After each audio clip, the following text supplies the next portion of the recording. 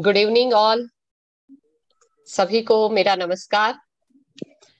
स्वागत है आप सभी का आज के जो हमारा सेशन है केवाईसी एएमएल गाइडलाइन में।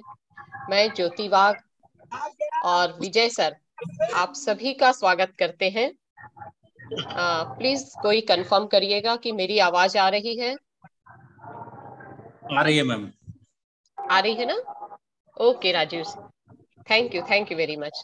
तो आप लोग तैयार हैं केवाईसी एएमएल गाइडलाइन के ऊपर हम आज का जो सेशन स्टार्ट कर रहे हैं। अगर कोई भी डिस्टरबेंस होगा, किसी को पीपीटी नहीं दिखाई देगी या आवाज नहीं सुनाई देगा तो प्लीज शेयर करें।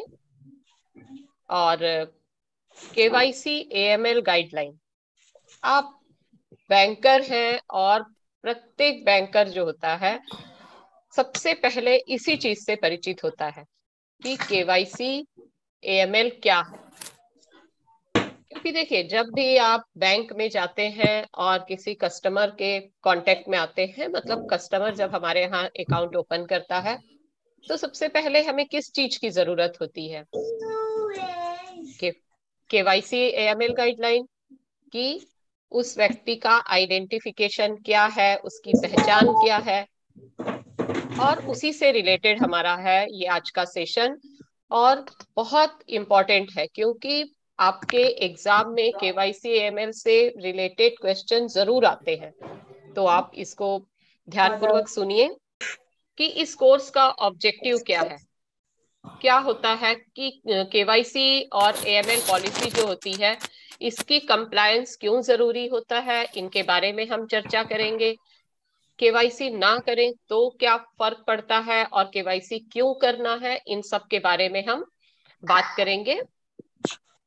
केवाईसी से रिलेटेड जो भी जानकारी है आपको उसको अलग अलग मॉड्यूल के रूप में दी जाएगी, जिसमें आपको बताया जाएगा कि केवाईसी एएमएल रेगुलेशन कहाँ से स्टार्ट हुआ, कैसे उसकी उत्पत्ति हुई। क्योंकि देखिए, ये बैंकिंग जो है वो काफी 100 से ज्यादा ईयर पुरानी है।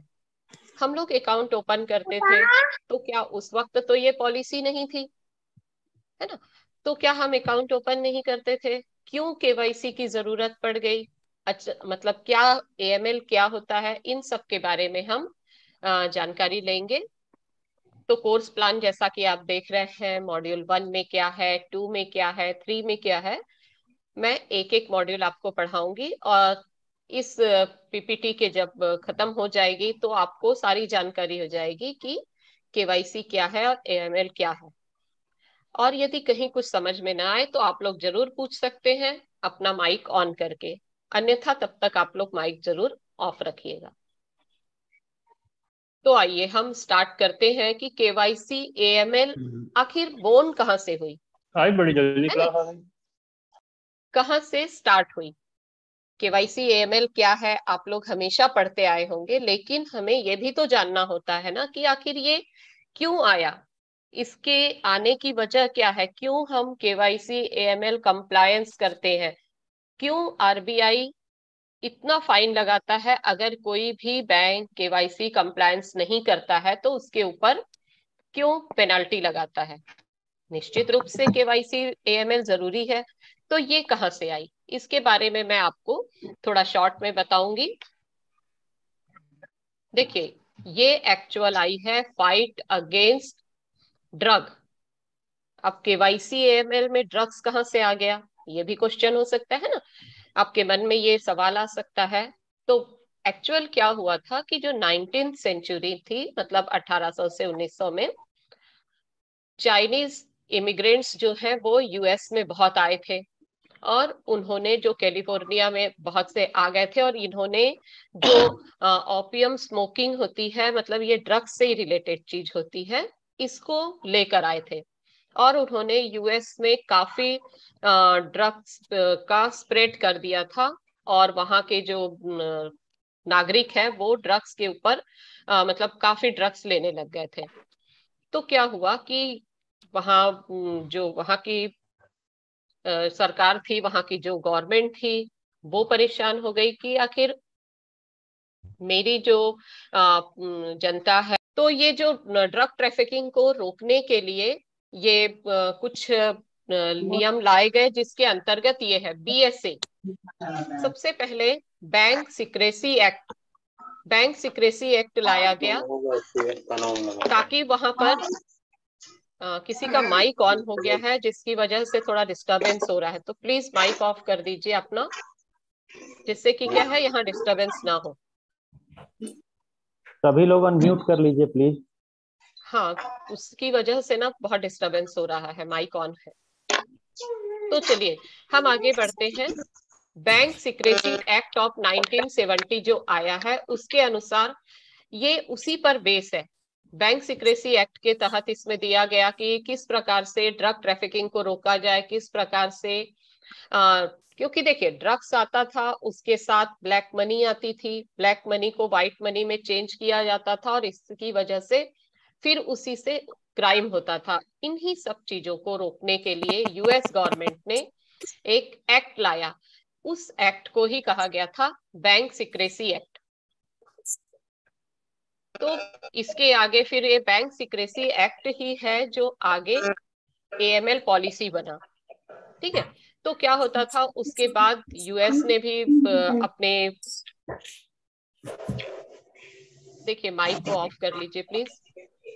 वहां की जो गवर्नमेंट थी उसने एक अपने इसमें लागू किया, एक एक्ट बनाया कि ज्यादा से ज्यादा एक $10,000+ जो है वो जो भी बिजनेस करता है तो उसको जानकारी देनी पड़ेगी।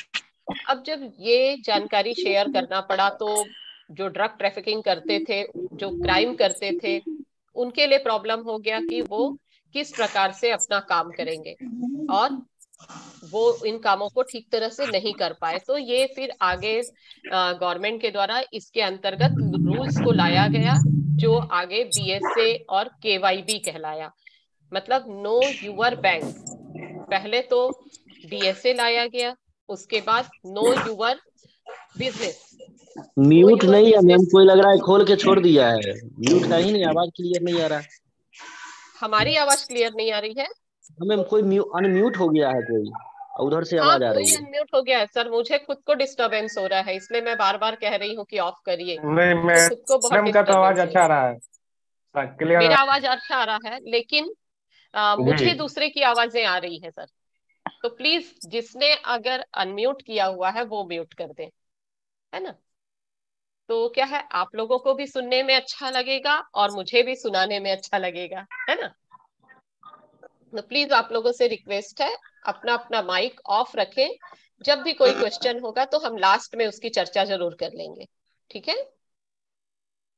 तो BSA ये एक शॉर्ट में मैं बता रही हूँ, इसको ज्यादा नहीं बताऊंगी, ताकि आप लोगों को जानकारी हो कि KYC AML कहाँ से आया। तो यूएस में पहले BSA आया, उसके बाद नो यूर बिजनेस आया, कि कौन क्या बिजनेस कर रहा है, उससे कितनी इनकम हो रही है, ये गवर्नमेंट को बताना जरूरी था। अब बस सिर्फ इसी पर बेस होकर के हमारी KYC AML पॉलिसी आई। ठीक है, हमारी KYC AML पॉलिसी ऐसा नहीं है कि डायरेक्ट इंडिया में आई है, ये पहले यूएस में जो ड्रग ट्रैफिकिंग थी, जो ड्रग्स की स्मगलिंग होती थी, उसकी वजह से वहां पर 2001 में ये एक्ट लाया गया। फिर हमारे यहाँ भी ये 2002 में money laundering act, anti money laundering, जो AML पॉलिसी के नाम से आप लोग जानते हैं, वही 2002 में आया। फिर 2005 में PML, maintenance of record rules. देखिए ये सारी चीजें जो है हमारे एग्जाम में, क्योंकि आप लोग एग्जाम में अपीयर हो रहे हैं, उस दृष्टि से बहुत इंपॉर्टेंट होते हैं ईयर्स के बारे में, कि कौन सा एक्ट कब आया। तो आपको ये ध्यान रखना चाहिए कि PML कब आया, 2005 में। हमारे यहाँ मनी लॉन्ड्रिंग एक्ट कब आया, ये सब। उसके बाद रिजर्व बैंक ऑफ इंडिया ने इसको 2016 में इसको फिर से लागू किया, और इसमें अभी भी चेंज आए हैं, 19 में भी चेंज आए हैं और 20 में भी चेंज आए हैं। ठीक है,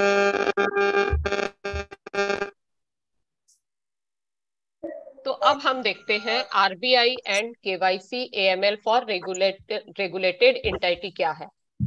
KYC क्या होता है, उसमें क्या क्या एक्ट आते हैं, इसमें 4 भाग में बटा होता है, 2 केवाईसी में होते हैं और 2 एएमएल में होते हैं। ठीक है, फर्स्ट है कस्टमर एक्सेप्टेंस पॉलिसी और दूसरा है कस्टमर आइडेंटिफिकेशन प्रोसीजर, ये केवाईसी पॉलिसी में आते हैं।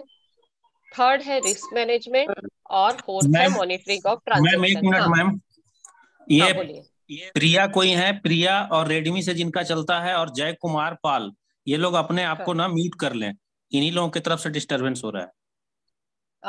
प्रिया और जय कुमार जी, आपसे रिक्वेस्ट है कि आप लोग अपना माइक म्यूट कर लें, क्योंकि बाकी सब लोगों को भी डिस्टर्ब हो रहा है।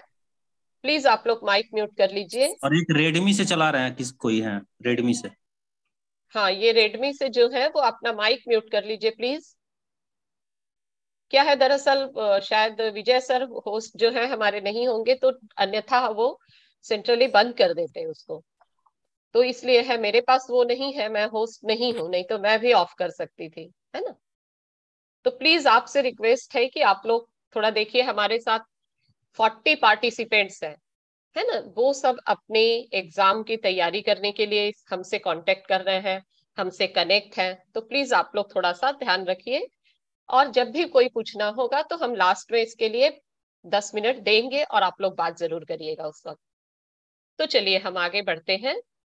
केवाईसी में 2 कंपोनेंट है, कस्टमर एक्सेप्टेंस पॉलिसी, दूसरा है कस्टमर आइडेंटिफिकेशन प्रोसीजर। एएमएल में 2 पॉइंट्स है, रिस्क मैनेजमेंट और मॉनिटरिंग ऑफ ट्रांजेक्शन। तो ये है Y KYC AML for bank, इसके बारे में हम चर्चा कर भी लिए हैं, फिर भी बता देती हूँ कि रिस्क मिटिगेट करना है। अगर हम केवाईसी का फॉलो नहीं करेंगे तो काफी रिस्क आएगा। हमको अपने अकाउंट्स को, अपने बैंक को, अपने ऑर्गेनाइजेशन को इन सब फ्रॉड से बचाना है। इसके लिए ही केवाईसी एएमएल किया जाता है। बेनिफिशियल ओनर का आइडेंटिफिकेशन करना है, टेररिज्म को, जो टेररिज्म करते हैं उनसे अपने अर्थव्यवस्था को बचाना है। तो ये सर रेडमी किसका है, प्लीज उसको बंद कर लीजिए। ये रेडमी मेरे पास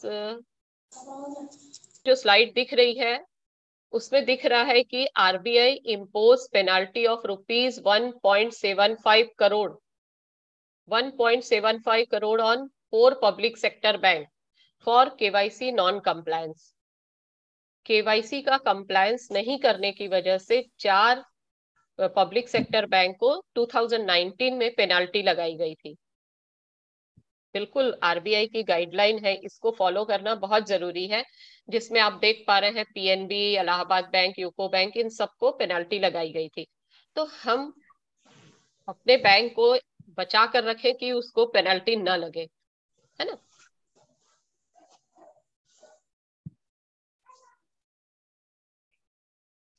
तो नेक्स्ट हम देखते हैं हमारे बैंक की केवाईसी एमएल पॉलिसी क्या कहती है। सभी बैंक की रहती, वैसे ये मेन आरबीआई की है, रिजर्व बैंक ऑफ इंडिया के द्वारा निकाली जाती, पर बाकी बैंक उसमें अपने नाम से भी अलग अलग केवाईसी एएमएल पॉलिसी निकालते हैं, लेकिन ऐसा कुछ नहीं है, अंतर कोई भी नहीं रहता, आप किसी भी बैंक से रहें केवाईसी एएमएल पॉलिसी सेम होती है। ठीक है, तो हमारे बैंक की, आप जिस भी बैंक से रिलेटेड है, सभी बैंक की केवाईसी एएमएल पॉलिसी होगी, जिसमें प्रतिवर्ष उसको अपडेट करते होते हैं, जो भी आरबीआई की गाइडलाइंस है उनके आधार पर। सबसे पहले हम देखते हैं कि इसके ऑब्जेक्टिव क्या है, क्यों केवाईसी एएमएल पॉलिसी इंपॉर्टेंट है, इससे क्या होता है। ये इंश्योर करती है एप्रोप्रिएट कस्टमर आइडेंटिफिकेशन को, कि आपके यहाँ जो जी सर, संडे को तो कोचिंग की छुट्टी रखते हैं, बस ट्यूशन रखते हैं, आज क्रिसमस की छुट्टी। जो तूने किसी पूछा का है आवाज, एक्सक्यूज मी, कौन, कोई किसी की बात सुनाई दे रही है बहुत जोरदार, प्लीज ऑफ रखें। ध्यान रखिए, यहाँ पर बहुत से लोग कनेक्ट है हमारे साथ।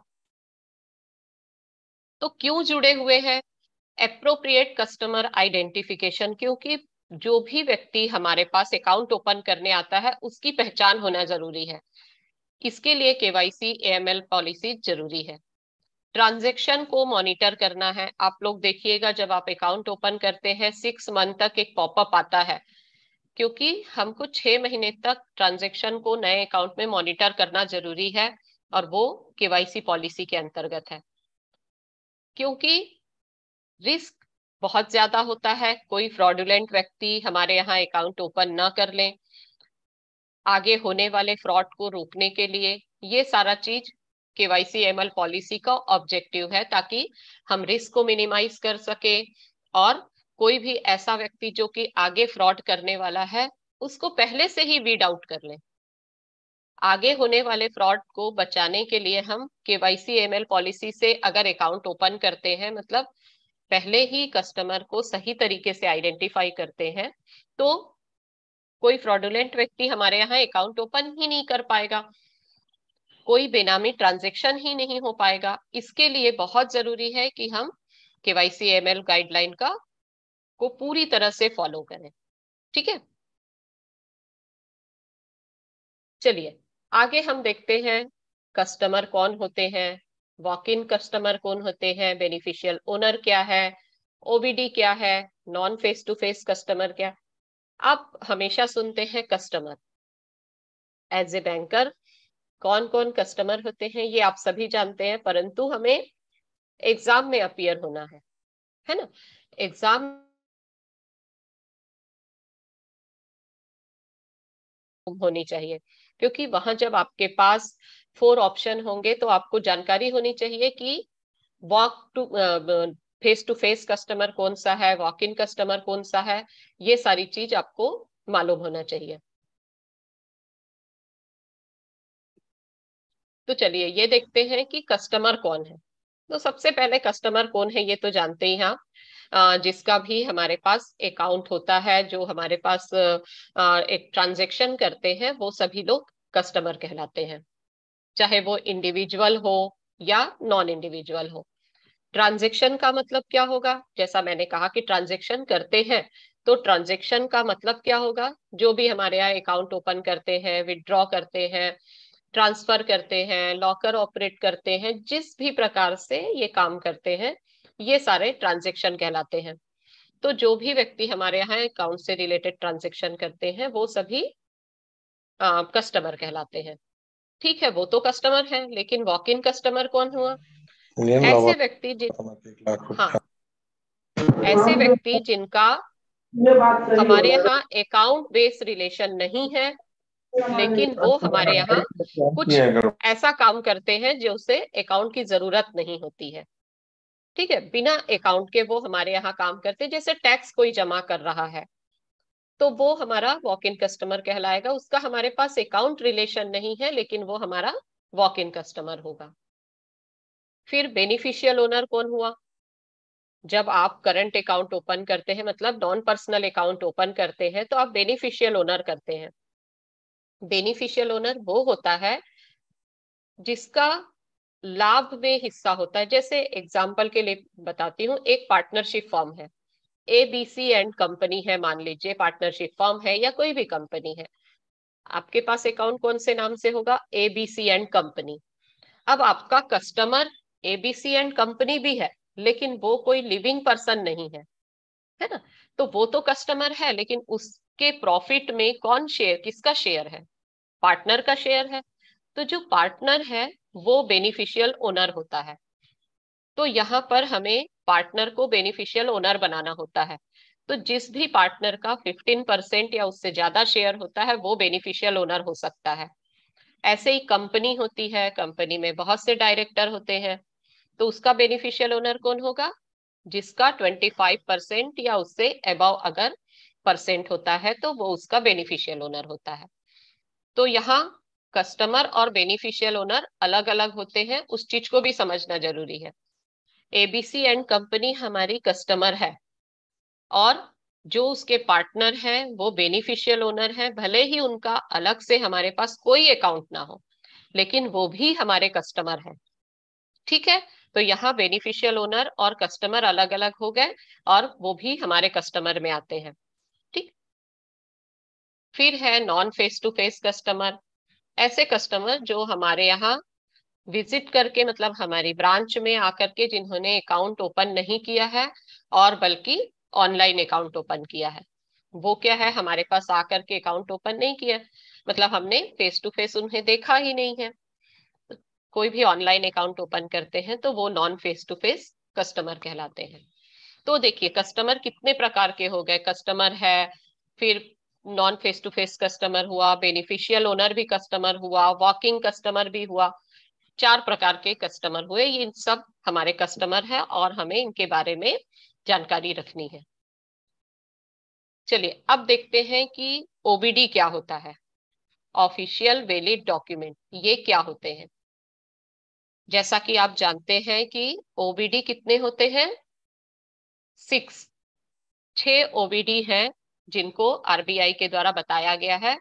हाँ, एक बात जरूर ध्यान रखिए, पैन जो कि पहले ओबीडी था अब ओबीडी में से हटा दिया गया है। पैन हम लेते जरूर हैं, जो कि इनकम टैक्स डिपार्टमेंट की गाइडलाइन के अनुसार है, वो ऑफिशियली वैलिड डॉक्यूमेंट नहीं है, वो आइडेंटिफिकेशन के लिए यूज नहीं कर सकते हैं। ठीक है, बिल्कुल क्लियर हो जाइए कि पैन उसके लिए मतलब आइडेंटिफिकेशन का डॉक्यूमेंट नहीं है। ठीक है, आप जैसे देख पा रहे हैं कि 6 ओबीडी है, passport, driving licence, Aadhaar card, voter ID, job card और जो नेशनल पॉपुलेशन रजिस्टर है उसका लेटर। तो ये 6 ओबीडी हैं, इसमें से किसी भी डॉक्यूमेंट को आप आइडेंटिफिकेशन के लिए यूज कर सकते हैं, पैन को बिल्कुल भी नहीं। ठीक है, अब नेक्स्ट है, आपने आइडेंटिफिकेशन का डॉक्यूमेंट तो ले लिया, एड्रेस प्रूफ का भी डॉक्यूमेंट चाहिए, है ना, क्योंकि केवाईसी के अंतर्गत हमको एक तो आइडेंटिफिकेशन करना होता है, एक एड्रेस प्रूफ लेना होता है।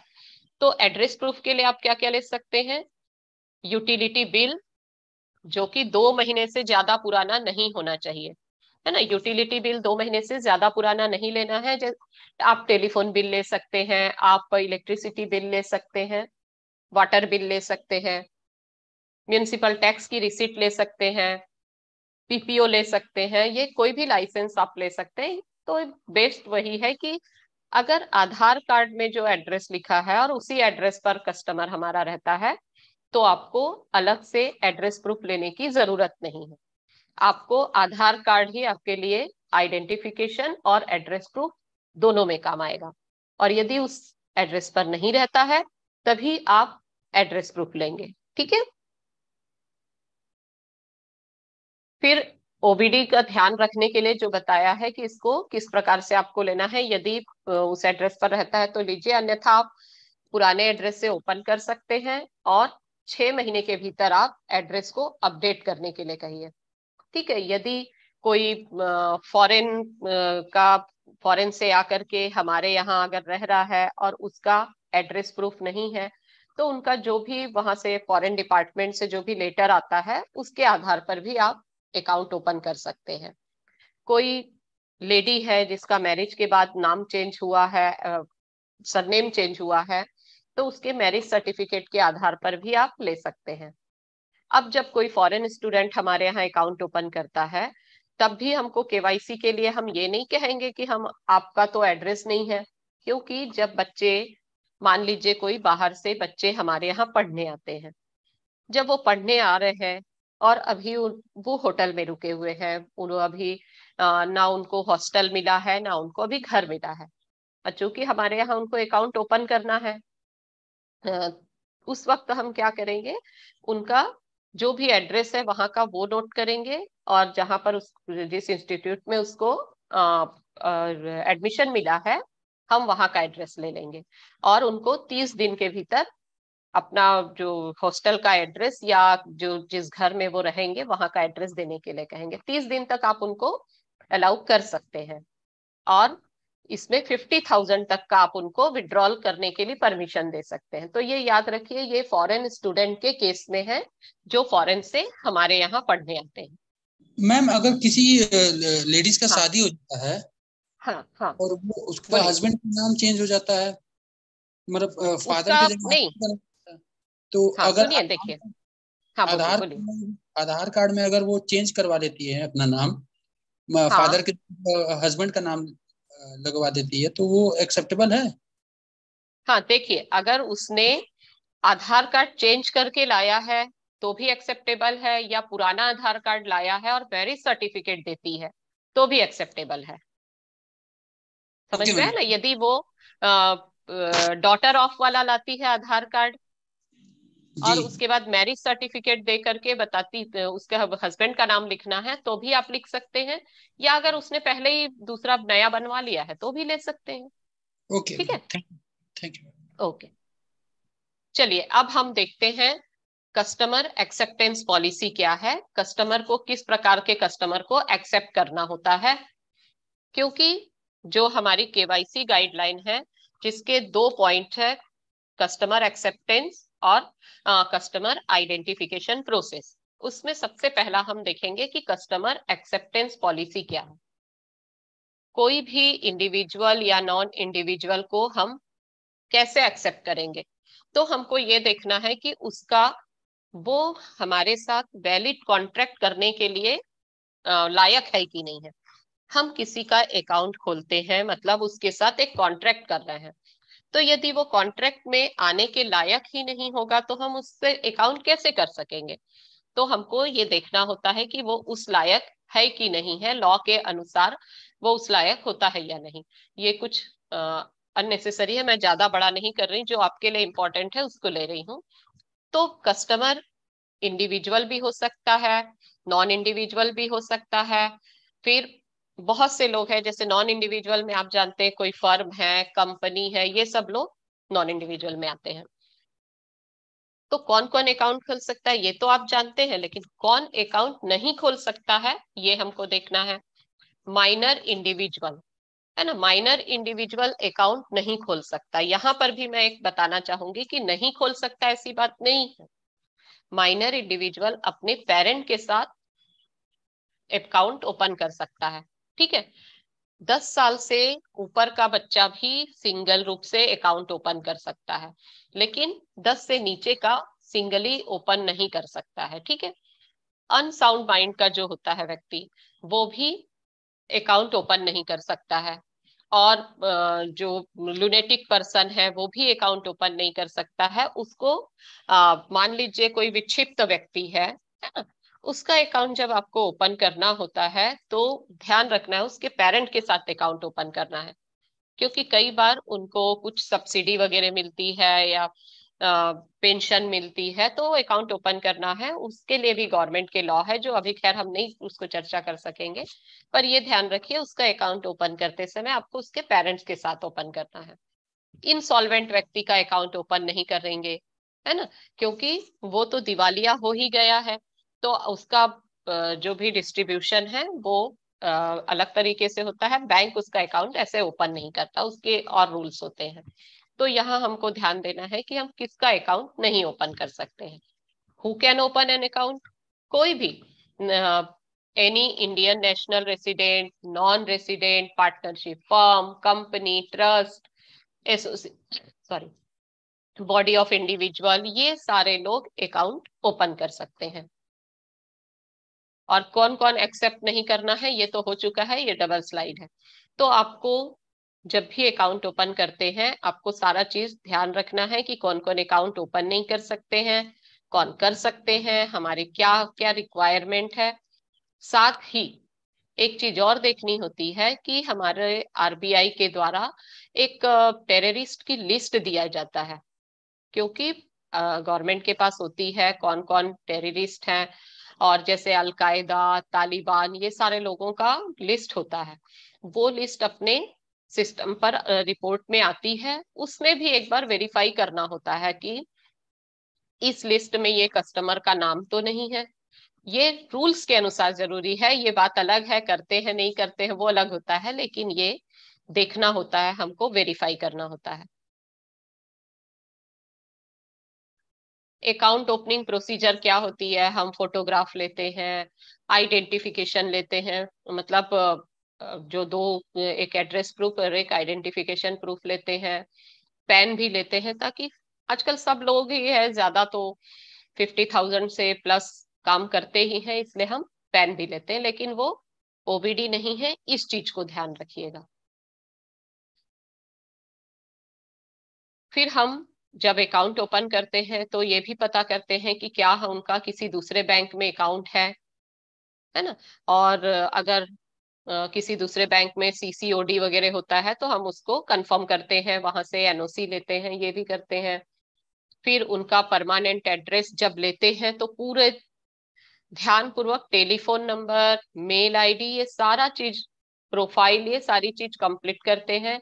और जो भी उन्होंने अपनी प्रोफाइल में मतलब अपने फॉर्म में मेंशन किया है उसके प्रॉपर प्रूफ लेते हैं। साथ में यदि नॉन इंडिविजुअल कस्टमर है तो उनका अगर प्रोप्राइटर है तो उसका रजिस्ट्रेशन, कंपनी है तो कंपनी के डॉक्यूमेंट्स, ये सारी चीजें भी हमको लेनी होती है। इंट्रोडक्शन को हटा दिया गया है ना। मैम इंट्रोडक्शन, हाँ बोलिए। मैम ये जैसे कि अगर कोई अकाउंट खोलता है, अपना पैन नहीं देता है हाँ और धीरे धीरे हाँ उसके अकाउंट में मतलब कि 1,50,000 के ऊपर डिपॉजिट हो जाता है और वो हाँ, विड्रॉल एक साथ करना चाहता है, तो पैन जरूरी है कि नहीं? नहीं, बिल्कुल जरूरी है। 50,000 या उससे ऊपर कोई भी ट्रांजेक्शन होगा तो पैन तो जरूरी है ना। अब क्या है, आपके यहाँ अगर मान लीजिए कोई 10,000 जमा कर रहा है, आप हम्म मना नहीं करेंगे, उस वक्त जरूरी नहीं है। हम्म ठीक है, मान लीजिए किसी ने 50 के नीचे कभी 10 किया, कभी 20 किया, ठीक है। हम्म। लेकिन जिस समय वो 50 या उससे ऊपर जमा करना चाहेगा तो आप उसको अलाउ नहीं करेंगे। नहीं निकालना चाहेगा मैडम, तो आप उसको, हाँ डिपॉजिट नहीं, मतलब अगर विड्रॉल करना चाहे तो दे हाँ हाँ, सकते हैं। वो भी तो मैंने आगे बताया ना कि 50 या अबव आप वो कोई भी ट्रांजेक्शन करना चाहेगा तो आपको पैन लेना होगा, ओके। पैन आपको मांगना होगा। और देखिए आजकल पैन जो होता है वो तो इजीली बन जाता है। हाँ, अगर वो फॉर्म 60 देता है, क्योंकि जब वो अकाउंट ओपन किया है तो या तो पैन लेना है या फॉर्म 60 लेना है, ठीक है। और यदि वो एग्रीकल्चरिस्ट है तो आपको वो फॉर्म 60A क्या रहता है वो लेना पड़ता है। तो एग्रीकल्चर इनकम अगर आ रही है तो बात अलग है, अन्यथा आपको लेना होगा, क्योंकि वो पैन तो इसके लिए जरूरी होता है। इनकम टैक्स डिपार्टमेंट में आप क्या ट्रांजेक्शन कर रहे हैं ये सारा उसमें रिफ्लेक्ट होता है। तो 50+ का ट्रांजेक्शन, चाहे कैश हो या विड्रॉल हो, मतलब रिसिट हो या विड्रॉल हो, आपको पैन लेना है, ठीक है। और मैम ये ट्रांसफर में हाँ सर, 50+ जो भी आप ट्रांजेक्शन करेंगे वो आप बिल्कुल पैन मांगिए उनसे। विड्रॉल और डिपॉजिट अगर उसके ट्रांसफर। पास पैन ना हो उस समय और वो जिद हाँ करे कि विड्रॉल करना ही है 50 के ऊपर, तो क्या कर सकते हैं उसके लिए? सर, वो तो बहुत सी चीजों के लिए जिद कर सकता है ना। हमको तो रूल फॉलो करने हैं, हमारी जो गाइडलाइन बैंक ने दी है उसको हमको फॉलो करना है। कस्टमर तो कोई भी रिक्वायरमेंट उसको हो सकती है, ठीक है। मतलब उसको अगर कोई कस्टमर मान लीजिए आता है और ये कहता है कि मैं आइडेंटिफिकेशन नहीं दूंगा, मेरा आप अकाउंट ओपन कर दीजिए, ठीक है, हम उस वक्त दूसरा अकाउंट जरूर ओपन करेंगे, स्मॉल अकाउंट जो मैं आपको पढ़ाऊंगी। लेकिन नॉर्मल अकाउंट तो आप ओपन नहीं कर सकते हैं। वो कहेगा कि मेरे 10 लाख मैं कैश जमा कर रहा हूं, हम करेंगे, 10 लाख भी उसका कैश जमा करेंगे, लेकिन हमको आगे इंफॉर्मेशन देनी पड़ेगी अपने आरओ में, है ना। लेकिन 10 लाख तो खैर हम जमा कर बिना पैन के नहीं जमा कर सकते हैं, है ना। देखिए कई चीजें होती है, जैसे आप लोगों को पता ही होगा कि सीटीआर में रिपोर्टिंग करनी पड़ती है, कैश ट्रांजेक्शन रिपोर्ट में। यदि कोई 10 लाख रुपए कैश जमा करता है या 10 लाख या उससे ऊपर, हम लोग कस्टमर को क्या कहते हैं कि आप मत जमा करिए इतना कैश। यदि आप रिपोर्ट अगर आप जमा करेंगे तो हमें रिपोर्टिंग करनी पड़ेगी, हमको अपनी गाइडलाइन फॉलो करनी है। अगर वो तो मैं व्यक्ति पच... हाँ बोलिए। ये 10 लाख जो है ये फाइनेंशियल ईयर का है या मंथली या डेली बेस? क्या चीज? 10 लाख सर मंथली है। 1 मंथ दस में दस लाख लाख तो जमा नहीं होना चाहिए ज्यादा। हाँ, या तो एक दिन में भी अगर जमा करता है 10 लाख कैश में तो वो भी रिपोर्टिंग करनी होती है, या एक महीने में भी अगर 10 लाख रुपए या उस इक्विवेलेंट, मतलब अगर वो और पार्ट डॉलर बाई जमा पार्ट, कर रहा है या पाउंड जमा कर रहा है तो भी पार्ट दस बाई लाख पार्ट के भी जमा करे तो इक्विवेलेंट। ये करना पड़ेगा मैम। मैडम गुड हाँ, evening. Part good by evening, part good भी अगर इवनिंग। जमा करना हो। मैडम एक चीज मैं बोलूं, दस हाँ लाख बोलिए रुपया सर। बोल रहे हैं 10 लाख रुपया, लेकिन सीबीएस में एक बार में जमा नहीं होता है मैडम। अभी तो केवाईसी हाँ तो सीबीएस में ऑलरेडी किया रहता है कि 50,000 के अबव होने से तो पैन कार्ड लगेगा। लेकिन बिल्कुल अगर लगेगा।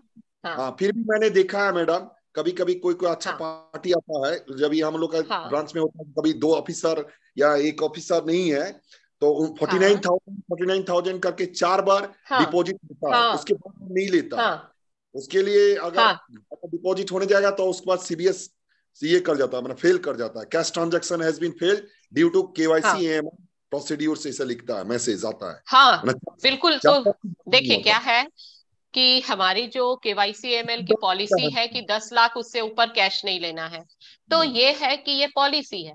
और हमारा जो सीबीएस है वो उसको मॉडिफाई कर दिया है ताकि हम कस्टमर से ये ले ही ना। पॉलिसी हमारी क्या कहती है कि अगर इससे ऊपर होगा तो रिपोर्ट करिए। इसी पॉलिसी को फॉलो करने के लिए हमारे सीबीएस में काफी चेंजेस कर दिए जाते हैं। तो हो सकता है सीबीएस में चेंज कर दिया गया होगा, है ना। नहीं, ये मैं तो आपको बाय डिफॉल्ट मैडम ये सेंट्रल ऑफिस से ही बना केएमएल डिपार्टमेंट है, वो लोग सेट हाँ करके रख हाँ दिया है। क्योंकि ऐसा हाँ भी तो है ये मैडम, ऐसा भी होता है, हमें करना नहीं चाहिए कि ब्रांच में बहुत कोई कस्टमर अच्छे भी हैं, हम अगर कहीं कैश का जी रिक्वायरमेंट है तो हम चाह रहे हैं कि हाँ पैसा ले लें तो मेरा कुछ हाँ पेमेंट हाँ कर, लेकिन ऐसा नहीं हाँ है कि आप गलत काम नहीं हाँ कर सकते हैं। तो ये आपके में हाँ ब्रांच, तो आप उसको गलत मिसयूज नहीं कर सकते, इसीलिए उसको बाय हाँ डिफॉल्ट। बिल्कुल बिल्कुल। और हाँ बाय ओएमएस, डिफॉल्ट किया है, ओएमएस इसलिए किया है ताकि केवाईसीएमएल पॉलिसी को फॉलो कर सके, और एक चीज इसीलिए मैडम, किया है ना। हाँ यस मैडम ये तो है ही। और हाँ हाँ ये ओएमएस में भी हम लोग का मैसेज आ जाता है, अगर किसी का किसी दिन 10 लाख का अगर कोई पैसा जमा हुआ है तो वो मैंने हम्म वो मैसेज आ जाता है कि आज आपका हाँ हाँ कौन सा ट्रांजेक्शन हुआ है, ये जेन्युइन है कि हाँ फ्रॉड है, इसका हाँ ओएमएस में बिल्कुल। अलर्ट आ जाता है, और मैसेज आ सर जाता वो देखिए, अगर देखिए बाय डिफॉल्ट अगर सीबीएस में अपडेट है तो बहुत अच्छी बात है, लेकिन अगर बाय द वे नहीं भी है और जमा होता है तो रिपोर्टिंग करनी होती है सीटीआर में, ठीक है, है। जो नहीं, नेक्स्ट मंथ ऑटोमेटिक में हो जाता हाँ वो करनी होती है। तो है, ये OMS में हो हमारा जाता हाँ केवाईसीएमएल पॉलिसी है, ठीक है सर। है। तो मैडम जैसे सीसी खाते इंट्रोडक्शन हाँ हाँ सीसी खाते में के ऊपर कर सकते हैं मैडम? हाँ सीसी खाते में देखिए क्या होता है, सीसी तो लोन का अकाउंट है, हमें जमा के बारे में जानकारी देनी है, कैश उसमें कहीं भी ये नहीं बताया है कि कौन से अकाउंट में, है ना सर। और हमको कैश जमा होता है, वैसे तो सीसी वाला बिल्कुल 10 लाख रुपए कैश जमा नहीं करेगा, और नहीं नहीं मैडम, करना है जैसे कि यहाँ हमको। पे हमारे हाँ हाँ हाँ हमारे यहाँ पेट्रोल पंप है, तो पेट्रोल पंप का पैसा लगभग हर दो दिन हाँ या 3 दिन में 10 लाख, 2 लाख, 8 लाख आता है, हाँ उसको आता सीसी है। तो खाते खैर में जमा सीसी में वैसा कुछ होता नहीं क्योंकि उसका अकाउंट है सीसी। अच्छा ये सीटीआर की रिपोर्टिंग क्यों करनी होती है सर, इसलिए ताकि कोई कैश को मतलब कुछ फ्रॉडुलेंट ट्रांजेक्शन ना हो। ऐसा नहीं है, मतलब 10 लाख रुपए जमा करने से मना नहीं किया है, वो ये कहता है कि आप रिपोर्टिंग करिए, और रिपोर्टिंग भी तब करिए जब आपको उसमें कुछ फ्रॉडुलेंट एक्टिविटी लग रही है। अगर आपको कुछ फ्रॉडुलेंट लग ही नहीं रहा, उसने आपके यहाँ से लोन लिया है, तो फिर आपको जरूरत ही नहीं पड़ेगी। और अगर आप रिपोर्टिंग करते हैं तो आरओ वाले आगे रिपोर्टिंग नहीं करेंगे, समझ रहे हैं ना। कैश नहीं लेना है वो बिल्कुल नहीं बोला है, पॉलिसी हमारी ये नहीं कहती कि नहीं लेना है, पॉलिसी ये कहती है कि लीजिए और रिपोर्टिंग करिए, है ना, दोनों चीज अंतर है। तो आप लीजिए, और चूंकि आपकी सीसी पार्टी है इसलिए सीसी का तो कोई बात ही नहीं है, वो तो करेगा बिजनेस, ये रहता है। ठीक है sir. Yes sir, yes madam, thank you madam. हाँ ओके सर। तो चलिए इंट्रोडक्शन बंद हो गया है, आप लोग भी जानते हैं आरबीआई की गाइडलाइन के अनुसार पहले इंट्रोडक्शन लिया जाता था, लेकिन अब अकाउंट ओपन करने में इंट्रोडक्शन की कोई जरूरत नहीं है, इंट्रोडक्शन की आवश्यकता नहीं होती है। एड्रेस प्रूफ के बारे में हम चर्चा कर लिए हैं, ये रिपीट कुछ है तो इसको हम स्किप करते हैं। डायरेक्ट हम आते हैं कस्टमर आइडेंटिफिकेशन प्रोसीजर पर, कि पहला हमने देख लिया कस्टमर को किस प्रकार से एक्सेप्ट करना है, किस कस्टमर को एक्सेप्ट करना है, किस कस्टमर को नहीं करना है, जो कि कस्टमर एक्सेप्टेंस पॉलिसी कैप कहलाती है। नेक्स्ट हमारा है कस्टमर आइडेंटिफिकेशन प्रोसीजर, कैसे किसी कस्टमर को आइडेंटिफाई करना है, क्या डॉक्यूमेंट लेने हैं, क्या गलत होता है क्या सही है, इस प्रकार से हमको लेना है ताकि वो फ्रॉड नहीं हो पाए। तो इसमें कस्टमर्स के साथ किस प्रकार से रिलेशनशिप करनी है, क्योंकि वो हमारे साथ एक फाइनेंशियल ट्रांजैक्शन करना है, तो हमको वो देखना होगा कि किस क्या क्या आइडेंटिफिकेशन होते हैं। दो प्रकार के आइडेंटिफायर होते हैं, एक प्राइमरी आइडेंटिफायर और दूसरा सेकेंडरी आइडेंटिफायर। जहां आप देख रहे हैं ऊपर नेचुरल और लीगल पर्सन है। तो नेचुरल पर्सन कौन होते हैं आप जानते हैं, जो भी हम लोग जो लिविंग पर्सन है, इंडिविजुअल, नॉन इंडिविजुअल, ये सारे नेचुरल पर्सन है। कंपनी है तो वो जाहिर है कि लीगल पर्सन होगी। तो इसके लिए दो प्रकार के आइडेंटिफायर होते हैं, एक प्राइमरी, दूसरा सेकेंडरी।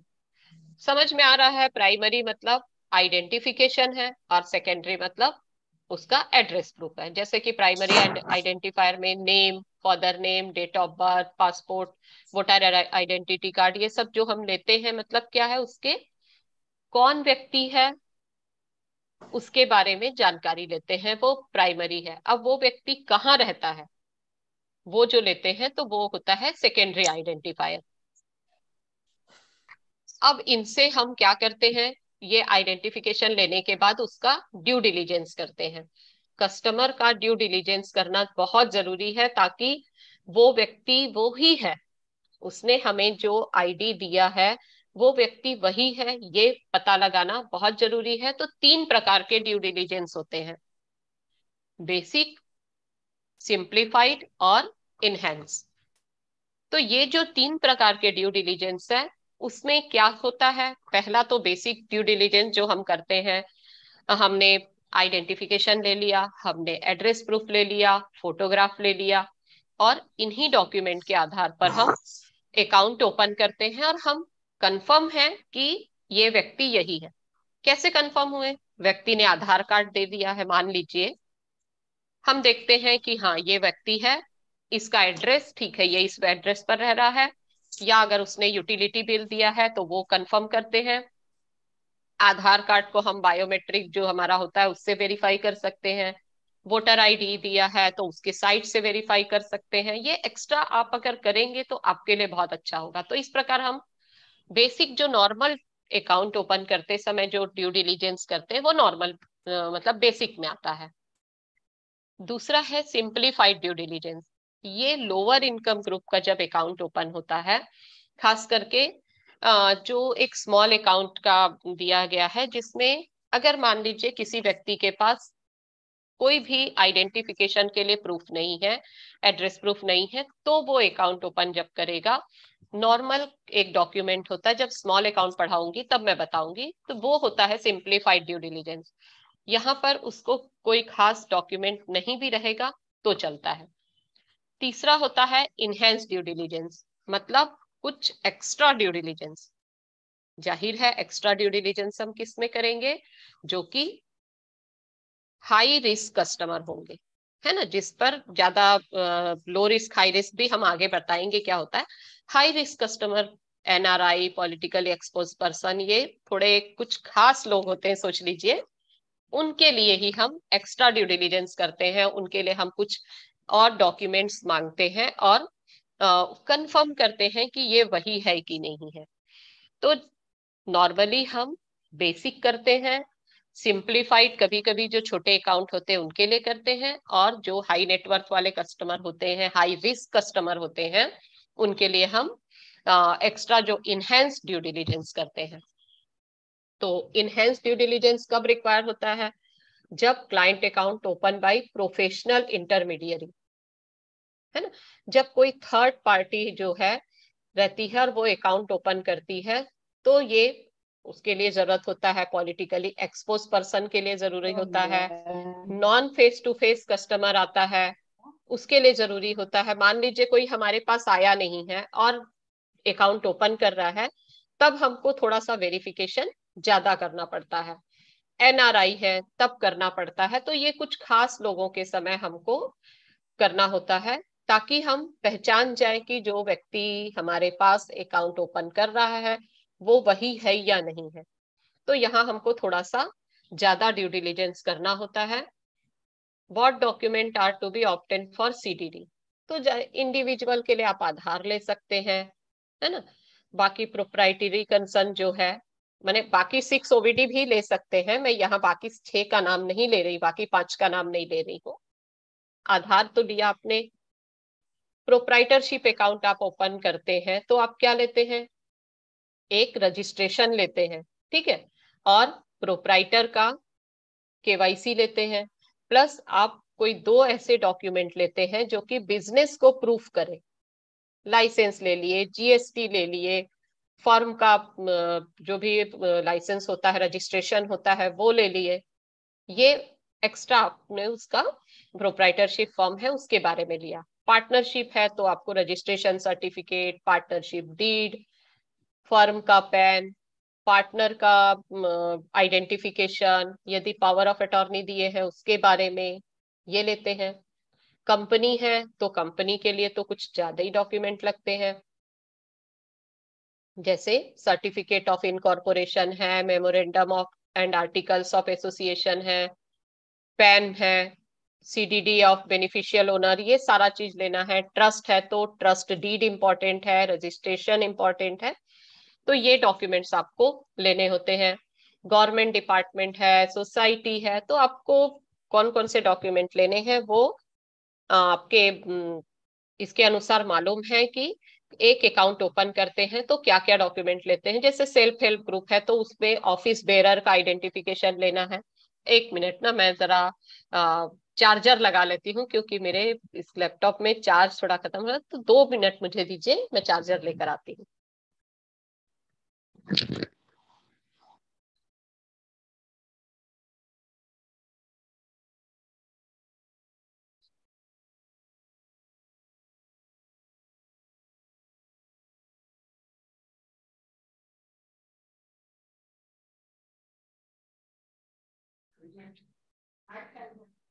राइट साइड में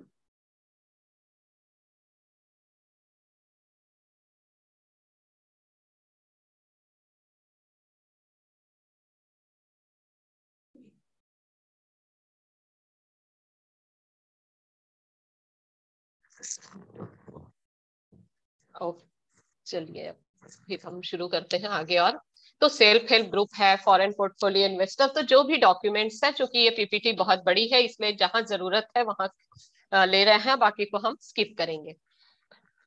तो ये आपके आइडेंटिफायर हो गए, क्या क्या हमको लेना है।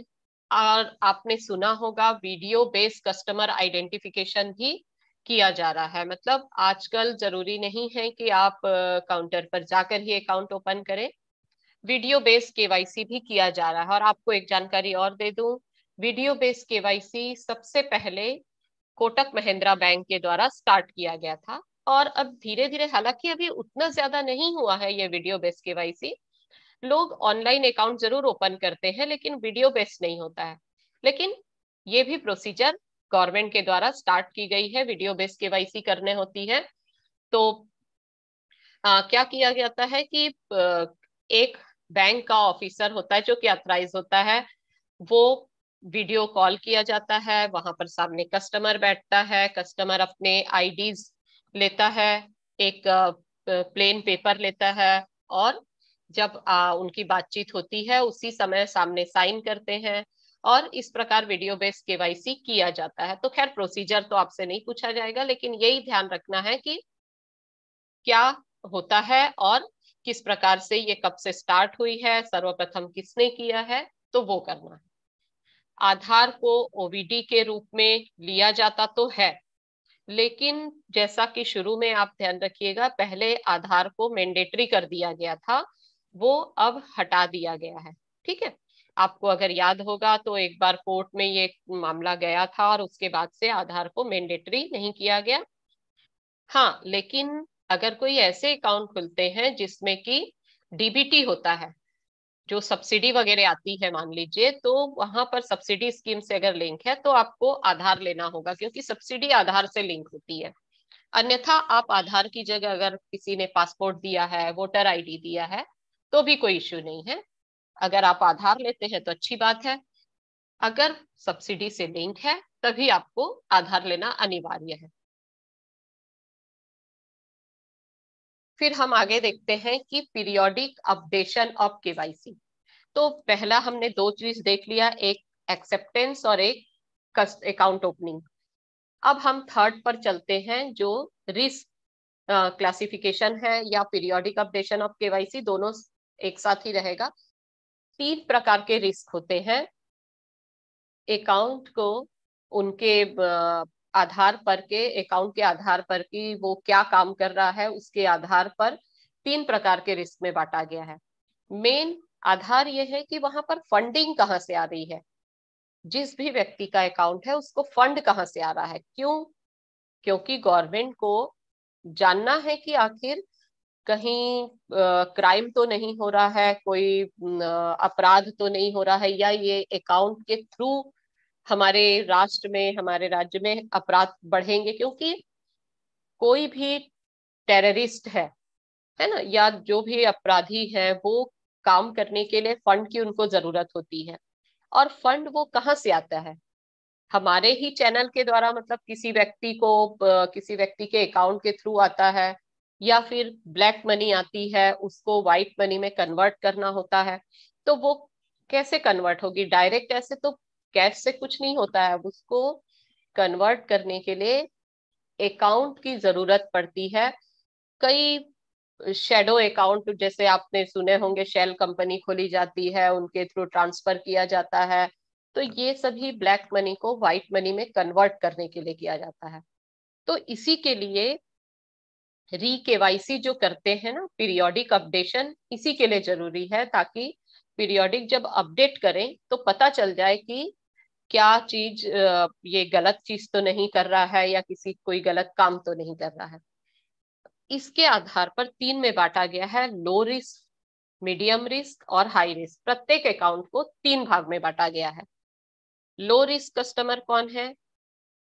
जिनकी अकाउंट में जो फंडिंग होती है, पता चल जाता है, सोर्स पता चल जाता है कि ये फंडिंग कहाँ से हो रही है। जैसे कि सैलरीड पर्सन है, सैलरीड पर्सन की फंडिंग कहाँ से होगी? सैलरी से होगी। एकदम क्लियर होता है कि सैलरी से पैसा आ रहा है। या कोई जो छोटा छोटा जो भी बिजनेस वगैरह कर रहे हैं, उनका भी क्लियर होता है कि पैसा कहाँ से आ रहा है। अब बिजनेस कर रहा है जिसका क्लियर होता है, तो उससे पता चल जाता है, प्रोप्राइटर हो, पार्टनर हो, तो वो मतलब क्लियरली ये कह सकते हैं कि जिसका कहाँ से पैसा आ रहा पता चलता है, तो वो लो रिस्क में आता है। और लो रिस्क कैटेगरी में आते हैं salaried person, small businessman, government account, ये सभी इसमें आते हैं लो रिस्क में। और इनके केवाईसी अपडेशन का काम 10 साल में किया जाता है। 10 साल हो जाने के बाद उनको फिर से केवाईसी अपडेट करना होता है। दूसरा होता है मीडियम रिस्क। मीडियम रिस्क में वो आते हैं जो कि लो रिस्क से ऊपर और हाई रिस्क से नीचे के अकाउंट होते हैं। साथ ही ऐसे लोग जो कि अफ्रीकन कंट्री में रहते हैं, उनके भी अकाउंट इसमें आते हैं।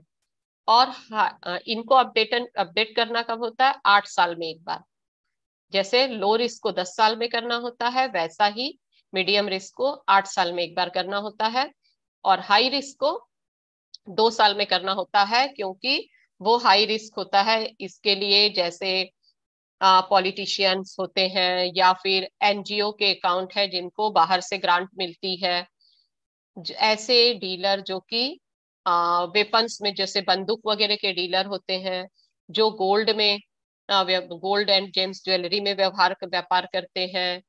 फिर जो एनआरआई अकाउंट होते हैं, ट्रस्ट अकाउंट होते हैं, ये सारे अकाउंट हाई रिस्क कैटेगरी में आते हैं। और इनको प्रत्येक 2 साल में इनका रीकेवाईसी मतलब अपडेशन करना होता है। अपडेशन करते समय हम फ्रेश फिर केवाईसी डॉक्यूमेंट लेते हैं और उनको वेरीफाई करते हैं।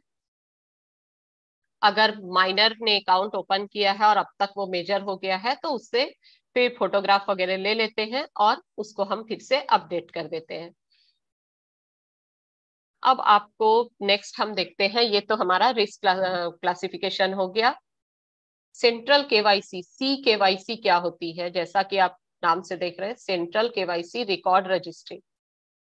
केवाईसी तो आप जानते हैं, नो यूर कस्टमर, तो उसके आगे सेंट्रल लग गया है ना।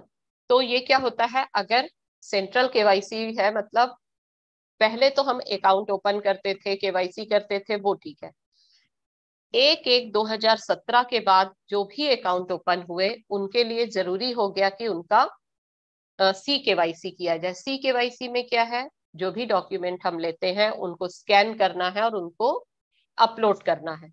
अपलोड करने के बाद ये डॉक्यूमेंट अपलोड होते हैं, पूरे जमा होकर के उसको अपलोड किया जाता है CKYC पर, सेंट्रलाइज KYC पर। यहाँ हमारे डॉक्यूमेंट स्टोर रहते हैं और एक CKYC नंबर जनरेट होता है जो कि मेन है। अगर मान लीजिए आगे उस नंबर के आधार पर अकाउंट ओपन करना चाहेंगे तो फिर KYC करने की जरूरत नहीं होती है। तो ये सरसाई इसको कंट्रोल करती है और ये CKYC करना बहुत जरूरी होता है 1/1/2017 के बाद जो अकाउंट ओपन हुए हैं उनके लिए, और 1 अप्रैल 2021 के बाद जो लीगल एंटिटी है उनके लिए। तो ये CKYC करना जरूरी है। ये CKYC R जो होती है रिपोजिटरी, मतलब सेंट्रल KYC रिपोजिटरी में ये डॉक्यूमेंट जमा होते हैं। जैसे हम लोग बैंक में पैसे जमा रखते हैं, लॉकर में कुछ हम गोल्ड या डॉक्यूमेंट जमा रखते हैं, वैसे ही CKYC R में हमारे KYC के डॉक्यूमेंट जमा रहते हैं। हमारा KYC इसलिए भी ज्यादा इंपॉर्टेंट है क्योंकि उसके आधार पर आगे, अब उसी KYC R नंबर के आधार पर आगे भी अकाउंट ओपन हो सकते हैं। इसलिए बहुत जरूरी है कि इन पर पूरी तरह से हमको कंसंट्रेट करना है। फिर हम देखते हैं, अभी आपको मैंने बात की थी स्मॉल अकाउंट के बारे में।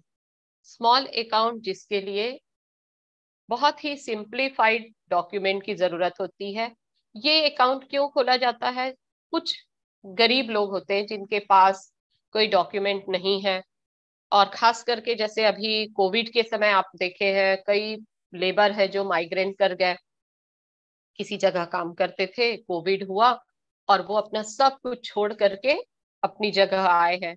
हो सकता है उनके पास डॉक्यूमेंट ना हो और वो अभी यहाँ घर आकर के फिर कुछ काम कर रहे हैं, नरेगा में काम कर रहे हैं, और उनको जो मजदूरी DBT मिल रही है उसके लिए उनको अकाउंट की जरूरत हो। या फिर ये तो मैंने एक एग्जांपल दिया, ऐसे कोई व्यक्ति जिनके पास डॉक्यूमेंट नहीं है और वो अकाउंट ओपन करना चाह रहे हैं, तो उनको हम स्मॉल अकाउंट ओपन करने के लिए कह सकते हैं कि आप स्मॉल अकाउंट ओपन कर सकते हैं। उसके लिए एक सिंप्लीफाइड फॉर्म होता है जिस पर फोटो लगाई जाती है। कोई कुछ कह रहा है क्या? नहीं ना? उस पर फोटो लगाई जाती है और उसको कोई भी वहां के पंच सरपंच जो रहते हैं वो उसको ऑथराइज कर देते हैं कि हाँ यही व्यक्ति ये, तो एक इंट्रोडक्शन भी हो जाता है कि हाँ ये व्यक्ति है करके, और उसका अकाउंट ओपन किया जाता है। अब इसमें कुछ रिस्ट्रिक्शन होते हैं, जैसे हमारे स्मॉल अकाउंट में होते हैं कि 1 साल में 1 लाख से ज्यादा जमा नहीं करेंगे, एक फाइनेंशियल ईयर में 1 लाख से ज्यादा जमा नहीं करेंगे, फिर कभी भी उसमें 50,000 से ज्यादा पैसा नहीं रहेगा, 4 बार विड्रॉल हो सकेगा ना। तो ये जो रिस्ट्रिक्शन होते हैं उस प्रकार के रिस्ट्रिक्शन इसमें होंगे। इनको हम 12 महीने का समय देते हैं, 12 मंथ दिया जाता है कि आप 12 मंथ में डॉक्यूमेंट बना लीजिए। आधार बना सकता है बहुत आसानी से, तो आधार बन जाएगा मान लीजिए, तो वो बैंक में सबमिट कर दीजिए, उसके बाद इसको नॉर्मल अकाउंट में कन्वर्ट कर लेंगे और वो मतलब फिर नॉर्मल वो काम कर सकेगा। लेकिन अगर 12 मंथ में भी उसने डॉक्यूमेंट सबमिट नहीं किया है तो ब्रांच मैनेजर के ऊपर है कि अगर वो मतलब मान लीजिए अगर आधार के लिए दिया है और उसका एक्नॉलेजमेंट दे देता है कि एक्नॉलेजमेंट है, मेरा आधार कार्ड अभी नहीं आया किसी कारणवश, तो भी उस अकाउंट को 12 महीने तक और चालू रख सकते हैं। लेकिन टोटल 12 + 12 माने 24 मंथ अगर हो जाने के बाद भी व्यक्ति डॉक्यूमेंट सबमिट नहीं करता है तो उस अकाउंट को क्लोज करना होता है। उसके 24 मंथ के बाद इस अकाउंट को चालू नहीं रख सकते, उसको क्लोज करना पड़ेगा। ये होता है स्मॉल अकाउंट। इसमें एक देखिए एकदम छोटी ड्यू डिलीजेंस लगती है, इसमें बेसिक से भी कम सिंप्लीफाइड ड्यू डिलीजेंस है। सिर्फ हम क्या करते हैं उसका परिचय करवा लेते हैं, कोई भी पंच सरपंच जो होते हैं उनसे करवा लेते हैं और अकाउंट ओपन करते हैं, क्योंकि इसमें बहुत सिंपल है। और यदि आपको कुछ भी अनसर्टेन लगता है तो आप इसको क्लोज भी कर सकते हैं। नेक्स्ट है, अगर मान लीजिए कोई प्रिजनर है जो कि जेल में है। मैडम जैसे कि अगर कोई PMJDY खाता खुला हुआ है हाँ और उसके बिल्कुल। अकाउंट में मतलब कि 1 लाख से ऊपर अमाउंट है, हाँ और वो मतलब कि अब वो उसको नॉर्मल खाता में चेंज करना चाह रहा है, तो क्या उसको हाँ, नॉर्मल खाता में चेंज कर सकते हैं? अगर उसने पूरे डॉक्यूमेंट दिए हैं तो नॉर्मल खाते में चेंज करेंगे, लेकिन उसको पीएमजेडीवाई का फिर वो फायदा तो नहीं रहेगा, नहीं, है ना? उसके अगर मान लीजिए, हाँ उससे कंसेंट हाँ लेके, मतलब कि एक लेटर हाँ लेके हाँ वो बिल्कुल कर। बिल्कुल। हाँ हाँ, कर सकते हैं ना। स्मॉल, देखिए पीएमजेडीवाई अकाउंट क्यों खोला गया था? हम्म, क्योंकि कुछ गरीब लोग हैं जिनको एक अकाउंट होना चाहिए और वो अपना काम कर सके, है ना, उसके लिए ओपन किया था। सरकार की योजनाएं थी जिसके अंतर्गत हमने प्रधानमंत्री जनधन खाते खोले थे। उसमें रिस्ट्रिक्शन थे। वैसे भी 1 लाख से ऊपर अगर उसने एक फाइनेंशियल ईयर में जमा किया है तो वो तो नॉर्मल अकाउंट में हो ही जाना चाहिए, है ना। फिर उसको पीएमजेडीवाई में जब हम ओडी देते हैं, उन सब चीजों का फायदा नहीं मिलेगा। इसलिए पहले क्लियर हो जाइए कि उसका ओडी अकाउंट तो नहीं है, ठीक, हाँ वो पीएमजेडीवाई, है ना। हाँ ठीक ठीक मैडम, वो ठीक है। वही समझ रहा हाँ था मैडम, क्योंकि हमारे हाँ यहाँ बहुत सारे ऐसे खाते हैं ना, पीएमजेडीवाई हाँ अकाउंट, उनके अकाउंट हाँ में हाँ। 1 लाख से ऊपर अमाउंट डिपॉजिट हो चुका है। नहीं, मैं अमाउंट तो डिपॉजिट हो सकता है, आपको ये ध्यान रखना है कि 1 ईयर, 1 फाइनेंशियल ईयर में जमा नहीं होना चाहिए। अच्छा, हाँ एक फाइनेंशियल ईयर। हाँ, हाँ तो मैडम मैं उससे कंसेंट लेके हाँ एक लेटर। हाँ, आप बिल्कुल बिल्कुल कंसेंट लेकर आप चेंज कर सकते हैं, बस बशर्ते उसका ओडी ना हो। उस चीज जी को पहले जी, जरूर देखिएगा। ओके ठीक है। Madam, okay, thank you madam. Ma'am okay एक साल में 1 लाख के लिए जो ये है, तो सर, ये तो आपका ऑटोमेटिक आवाज सिस्टम में क्लियर होना नहीं आ चाहिए रहा ना। है मुझे। मैम ये पूछना अमित चाह रहा जी। हूँ कि जो, हाँ जी मैम ये पूछना चाह रहा हूँ कि स्मॉल अकाउंट या प्रधानमंत्री जन धन योजना जो अकाउंट है उसमें साल हाँ में हाँ 1 ही लाख जमा हाँ करना है, ये तो सिस्टम में हाँ होना चाहिए ना। जो फाइनेंशियल ईयर में अगर 1 लाख से ऊपर हो तो सिस्टम इंडिकेट करके है कि हम लोग तो लेजर देखते नहीं रहेंगे हाँ मैम, हम लोग का सिस्टम हाँ, तो बताता भी देखिए, नहीं है। नहीं बात ये है, अब वो तो सिस्टम में अपडेट, मैं तो आप लोगों को क्या पढ़ा रही हूँ, मैं तो आपको पॉलिसी पढ़ा रही हूँ। अभी अपडेशन का जी काम जी, बस सीबीएस बस का है। बाकी जी कमियां तो है मैडम हमारे एक सिस्टम एक में चीज बहुत बोलूं कमियां हैं। मैडम, हाँ हाँ सॉरी बोलिए मैडम, ना। थोड़ा डिस्टर्ब कर रहा हूँ नहीं नहीं, हाँ नहीं नहीं, मैडम। डिस्टर्ब नहीं है सर ये। नहीं, मैं बता रहा हूँ पीएमजेडीवाई हाँ अकाउंट पे ना, जो सर अभी पूछे कि उसको हाँ बड़ा अकाउंट किया जा सकता है कि नहीं, होता है। हाँ लेकिन हाँ वो हाँ सीबीएस अलाउ करेगा तभी जब आपका प्रॉपर केवाईसी ड्यू डिलीजेंस अगर आप हाँ सीबीएस में बिल्कुल। डालेंगे, तो रिवाइज हाँ सीएप करेंगे तभी होता है। हम लोग हाँ के सेंट वही तो, वही, नेशनल बैंक हाँ ऑफ इंडिया में हूँ मैडम, हाँ वहाँ बिल्कुल बिल्कुल। जैसे सेंट बचत खाता जो है, सेंट बचत हाँ सर। खाता, सेंट एफआईबीसी खाता, हाँ सेंट हाँ जो भी खाता आता है, उसको बड़ा करने हाँ, के लिए पहले हम लोग केवाईसी, उसका लेटर ऑफ मैंने जो तो लेटर हाँ लेना सर बिल्कुल लेटर, सही, सब बिल्कुल कुछ सही। लेके मैंने भी इसीलिए उनको बताया है कि केवाईसी सीबीएस में अपडेशन के अप्लाई साथ हो जाता है। लेकिन नहीं मैडम वो मैडम, केवाईसी। कहा हो कि ये जाता है जो मैडम हमारे यहाँ। हम ओडी है, हाँ पीएमजेडीवाई ओडी में लेकिन नहीं होगा। आप उसको नहीं, पीएमजेडीवाई ओडी आप नहीं कर सकते हैं, क्योंकि वो नहीं कर सकते हैं बिल्कुल। वो बाई मैंने डिफॉल्ट उनको ये भी सेटिंग है। बताया है कि ओडी नहीं होगा तभी करेंगे, ओडी जी, होगा तो हो भी सकता है तो भी नहीं करना है। नहीं नहीं नहीं, जी मैडम, जी मैडम, हम बाई यहाँ पर डिफॉल्ट है मैडम देख वो। के ही करते हैं, उसमें हाँ ओडी नहीं हाँ रहता है, बिल्कुल उसी को बिल्कुल। करते हैं। हाँ और बिल्कुल अब बहुत या बिल्कुल सारे तो ऐसे अकाउंट बिल्कुल आते हैं जो नॉर्मल पे चेंज या करने के तो लिए उसको क्लोज रजिस्टर करना करते पड़ता हैं। है, नहीं तो उसको और कुछ बिल्कुल। जनरल नहीं कर सकते आप। हाँ ये बाय डिफॉल्ट सेटिंग ही है वहां पर। हम लोग का तो बैंक हाँ में ऐसे ही रहता। पर मेरे यहाँ हाँ एक सर, वो कस्टमर क्या है। होता है, सीबीएस है ना, सीबीएस की जो सेटिंग है वो तो सबके बैंक की अपनी अपनी सेटिंग है। हम यहाँ जो बता रहे हैं वो पॉलिसी बता रहे हैं एग्जाम पॉइंट ऑफ व्यू से, है ना, नहीं नहीं कि मैडम, हमारी हमारे पॉलिसी यहाँ क्या सीबीएस में कहती हो है वो। जाता है, हमारे हाँ यहाँ सीबीएस वही, में हो सबके जाता है बैंक मैडम। में अलग अलग हाँ, होता है सर, अभी अलग अलग बैंक से जुड़े हुए हैं, सबके यहाँ अपना अपना होता है। और हम जो मैडम, पढ़ रहे हैं मैडम वो प्लीज इसको एग्जाम पॉइंट टॉपिक ऑफ को व्यू बंद से करके पॉलिसी स्टडी पढ़ रहे हैं। कंटिन्यू करिए प्लीज। हाँ ठीक ठीक। तो चलिए देखते हैं, अगर कोई प्रिजनर है, कोई जेल में है, तो वो भी अकाउंट ओपन कर सकता है। ऐसा नहीं है कि वो जेल में है तो वो अकाउंट ओपन नहीं कर सकता, कर सकता है। और अकाउंट, क्योंकि जेल में भी ये लोग काम करते हैं और उनको अपने पैसे मिलते हैं जेल में काम करने के। अब किसी व्यक्ति को मान लीजिए अपना पैसा रखना है बैंक में, तो उसका जो सिग्नेचर होगा वो तो बाहर अकाउंट ओपन करने तो नहीं आएगा, है ना। तो उसके सिग्नेचर या उसका थंब इम्प्रेशन को जो जेल में जेलर होते हैं वो ऑथराइज करेंगे, उसकी फोटो वगैरह को ऑथराइज करके बैंक में अकाउंट ओपन करते हैं। और जब उसके जो भी प्रूफ ऑफ एड्रेस है उसको भी ये इनके द्वारा ही ऑथराइज कराया जाता है। मतलब जो जेलर है वो ऑथराइज करके देगा और उनका अकाउंट हम जो प्रिजनर है उनका अकाउंट हम ओपन करेंगे। तो ये भी एक फैसिलिटी दी गई है, ये स्मॉल अकाउंट डबल आ गया है। तो चलिए, और एक इसमें नहीं है लेकिन मैं आपको बता देती हूँ। जैसा मैंने आपको शुरू में बताया था, 4 थे जिसमें कस्टमर केवाईसी के 2 पॉइंट्स थे और एएमएल पॉलिसी के 2 पॉइंट्स थे। तो पहले तो कस्टमर एक्सेप्टेंस और कस्टमर आइडेंटिफिकेशन हमने पढ़ लिया, रिस्क के बारे में भी पढ़ लिया, और एक फोर्थ था जो कि आपको ये था कि रिपोर्टिंग, मतलब कि आपको फॉलो करना है ट्रांजेक्शन। तो जो आप ट्रांजेक्शन को आप मान लीजिए कोई अकाउंट ओपन किया है, ठीक है, अकाउंट तो ओपन कर लिया आपने, प्रॉपर ड्यू डिलीजेंस कर लिया, केवाईसी कर लिया, सब कुछ कर लिया, लेकिन केवाईसी करने के बाद आपकी मतलब ड्यूटी, केवाईसी से रिलेटेड जो ड्यूटी है वो यहाँ खत्म नहीं होती है। इस अकाउंट को हमको 6 महीने तक व्यू करना है। 6 महीने तक क्यों व्यू करना है? ताकि उसमें वो चूंकि नया अकाउंट खुला है, उसमें कोई ऐसा तो नहीं है कि बहुत से पैसे आ रहे हैं और एक किसी जिसमें जा रहे हैं, या वो कुछ फ्रॉडुलेंट एक्टिविटी हो रही है। तो ये भी हमको वॉच करना है, और ये एएमएल पॉलिसी के अनुसार है। इसलिए हमको जो पॉपअप आता है 6 मंथ तक न्यू अकाउंट, न्यू अकाउंट, हमें भी लगता है न्यू अकाउंट क्या है, ये तो 6 महीने हो रहे हैं।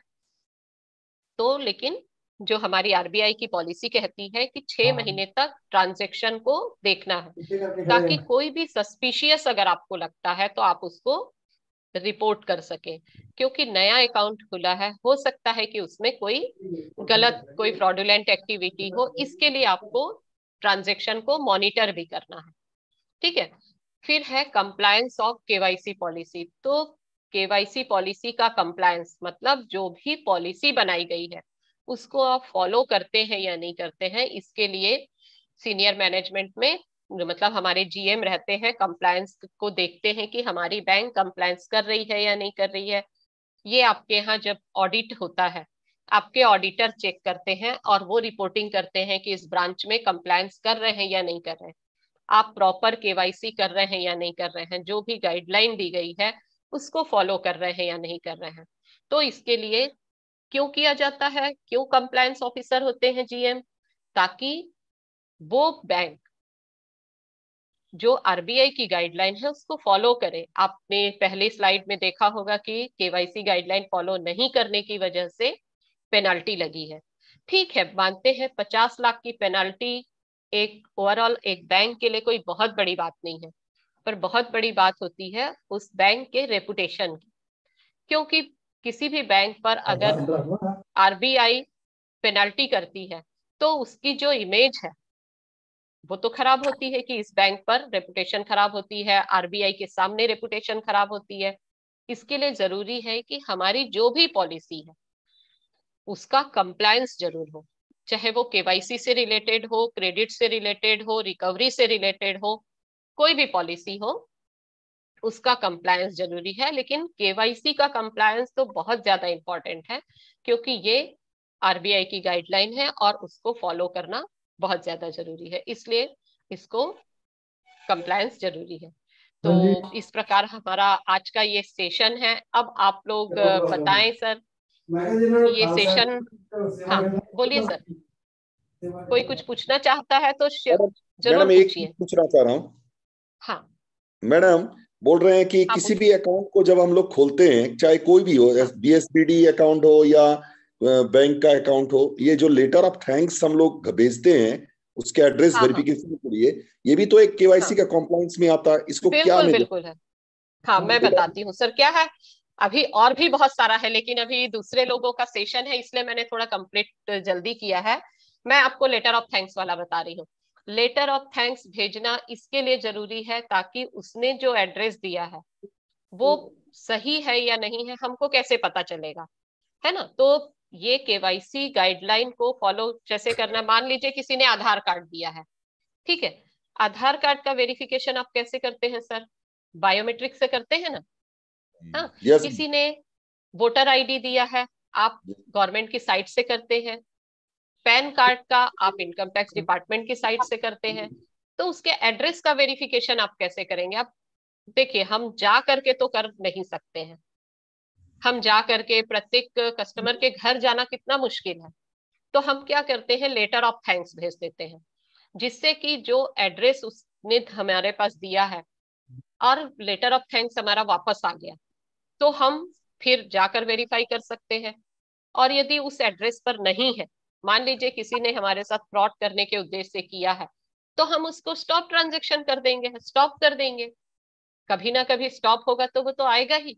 और यहाँ हम जो भी आगे फ्रॉड होना है उसको हम अभी रोक लेंगे। लेटर ऑफ थैंक्स आप कब भेजते हैं, अकाउंट ओपन किए तुरंत आपने भेज दिया, वो 2 दिन के भीतर आपका वापस आ जाएगा अगर उसने गलत एड्रेस दिया है।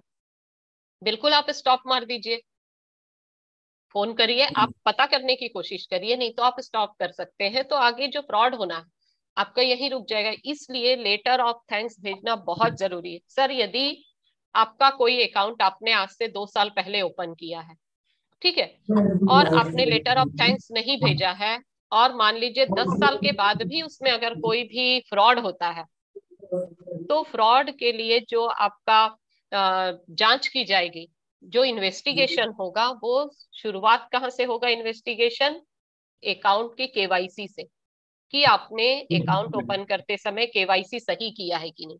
और जब उसमें देखा जाएगा कि लेटर ऑफ थैंक्स नहीं दिया है, तो ये भी एक पॉइंट आ जाएगा। कौन इसके लिए जिम्मेदार है ये भी देखा जाएगा, किसने केवाईसी प्रॉपरली नहीं किया है ये देखा जाए। ठीक है, रिस्पॉन्सिबिलिटी उसकी नहीं है, लेकिन पॉइंट तो आएगा, है ना। तो हो सकता है कि वो कोई फ्रॉड व्यक्ति का अकाउंट ओपन हो गया है तो आप रिस्पॉन्सिबल हो जाएंगे, इसलिए लेटर ऑफ थैंक्स भेजना बहुत जरूरी है। Thank you madam.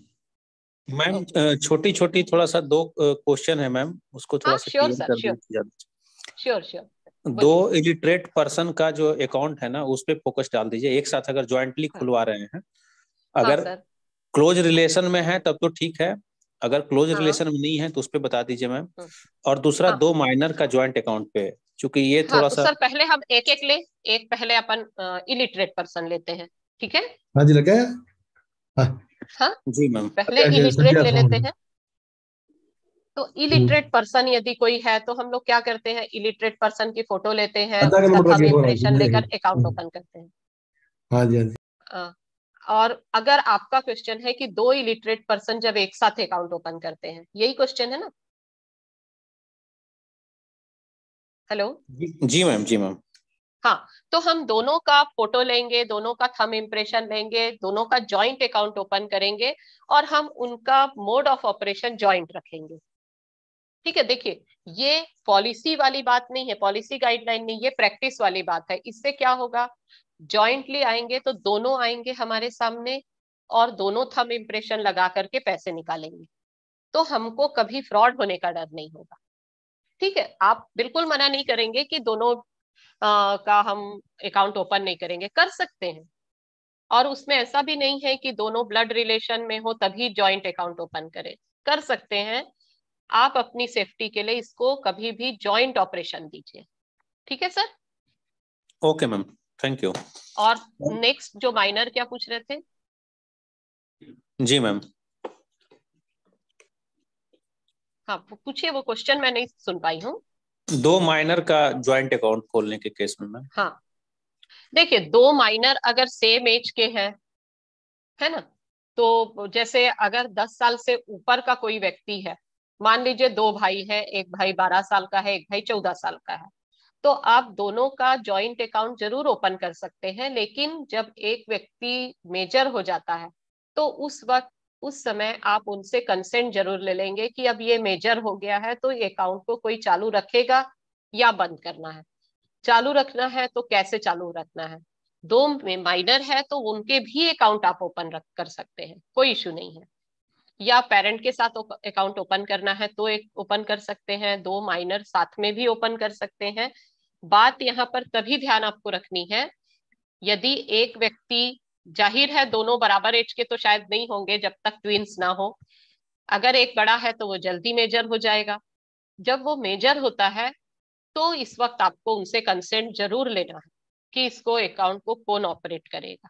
ठीक है, या ऐसे केस में बंद करके उनको बोलते हैं कि आप लोग अलग अलग अकाउंट भी ओपन कर सकते हैं। गार्डियन भी चाहिए होगा मैडम इसमें फिर, अगर दोनों नहीं माइनर हो गए सर, तो? देखिए 10 साल से ऊपर के जैसे बच्चे हैं मान लीजिए, तो वो तो सिंगल अकाउंट ओपन कर ही सकते हैं, है ना। तब गार्डियन की जरूरत मतलब कंपलसरी नहीं है, ठीक है। 10 या 10 से ऊपर का माइनर सिंगल अकाउंट ओपन कर सकता है ना। तो जब 2 माइनर भी एक साथ अकाउंट ओपन कर सकते हैं।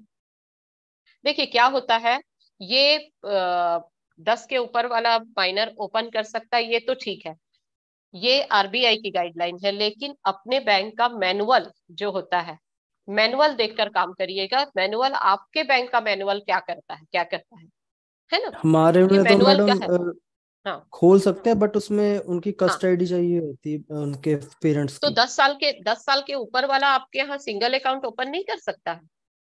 10 साल के कर सकता है, बट उसमें केवाई हाँ। उसके कस्टडी वगैरह चाहिए होती है उसमें, बस पेरेंट्स की, और कुछ नहीं चाहिए उसका।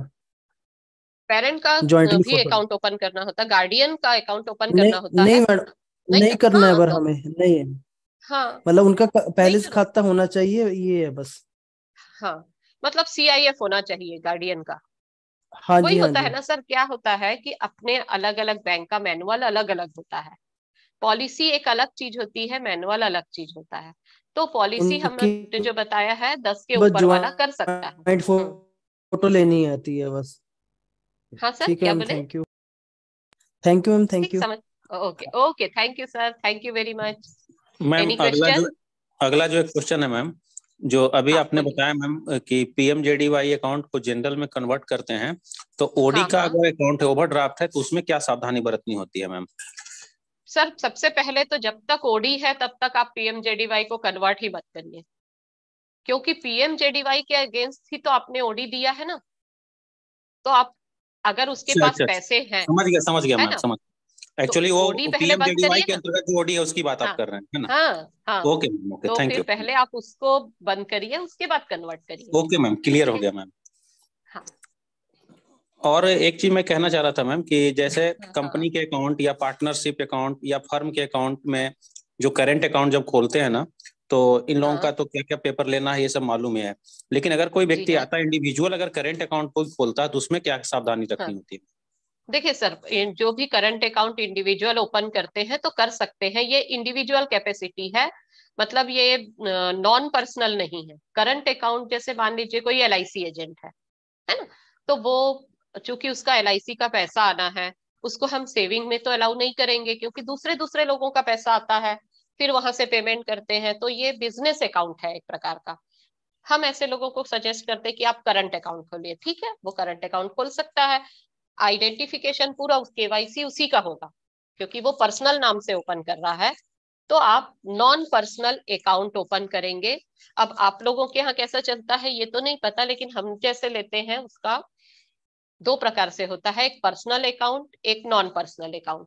तो हम उसको मतलब अकाउंट ओपन करेंगे, करंट अकाउंट ओपन करेंगे, पर्सनल इसमें सीआईएफ ओपन करेंगे और अकाउंट करंट ओपन करेंगे। ठीक है, मतलब आप लोग के यहाँ भी वैसा ही होता है क्या? एक सीआईएफ ओपन करते हैं और एक अकाउंट ओपन करते हैं, ऐसा ही होता है ना? Yes ma'am. जी तो मैम, जी मैम। सीआईएफ है ना, तो सीआईएफ जी जी। आप पर्सनल कैपेसिटी में ओपन करेंगे और अकाउंट आप करंट ओपन करेंगे। ठीक है, यस तो मैम। ओके आपका मैम, करंट अकाउंट ओपन हो जाएगा। Thank you ma'am. Okay sir. तो क्या हम ये सेशन क्लोज करें, ताकि हो सकता है आगे किसी और का सेशन हो। तो उम्मीद है आप लोगों को मेरा सेशन पसंद आया होगा, और आपके प्रश्नों का जवाब देने की मैंने कोशिश की है, और बहुत अच्छा लगा आप लोगों से मिलकर। और आगे जो भी आपकी एग्जाम है, आप लोग अपीयर होने वाले हैं, उसके लिए आप सभी को बहुत बहुत शुभकामनाएं। Thank you very much. बहुत बहुत धन्यवाद धन्यवाद मैम। मैम आपका, और थैंक यू। साथियों का भी धन्यवाद मैम कि इन्होंने थैंक जो यू, है थैंक यू। पूरे शांति से सेशन को सुना। धन्यवाद ma'am. Thank you very much. All the best.